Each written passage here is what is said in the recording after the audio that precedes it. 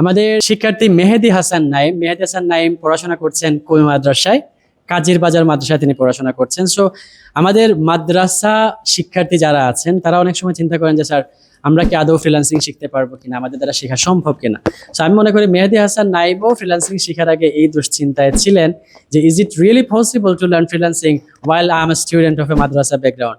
So Mehedi Hasan Naim, আপনি যে মাদ্রাসা background থেকে আসলেন, ফ্রিল্যান্সিং শিখলেন, টাইম সাইডে কোর্স করলেন, আপনার কাছে কি বিষয়টা সহজ রাস্তা ছিল না অনেক কঠিন মনে হয়েছে? আলহামদুলিল্লাহ, প্রথম থেকে একটু মনে হতো কঠিন, তারপর আস্তে আস্তে তারপর আমার প্র্যাকটিস করার পর স্যারের যেভাবে বলে দিয়েছেন সেভাবে করার পর আস্তে আস্তে আমার এখন একদম সহজ লাগে। এখন একদম সহজ লাগে।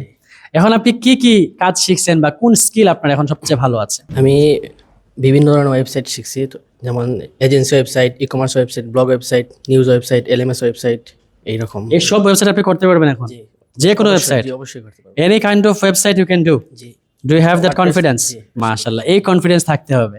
আপনারা যারা শিক্ষার্থী অবস্থায় আছেন আপনারা মনে করেন যে আমার মনে হয় দায়িত্ব শুধু পড়াশোনা করা, but this is not only your responsibility.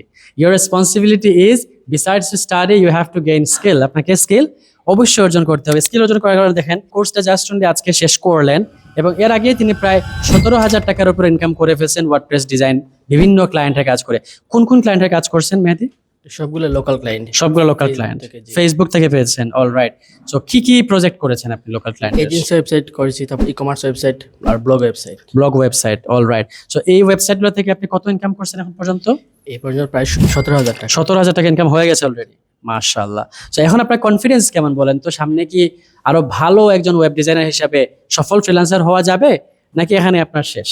জি, ইনশাল্লাহ আমার আশা আমি আরো উপরে উঠবো, আরো আমার স্কিল বাড়াবো। পড়াশোনার পাশাপাশি কাজ যে কোনো একটা স্কিল ডেভেলপ করলে লাইফ আশা করি অনেক উজ্জ্বল হবে। ইনশাআল্লাহ। আমরা সবাই মেহেদী হাসান নাইমের জন্য দোয়া করি, আল্লাহ তাকে কবুল করুন এবং তার ইনকাম আল্লাহ বৃদ্ধি করে দিন ইনশাআল্লাহ।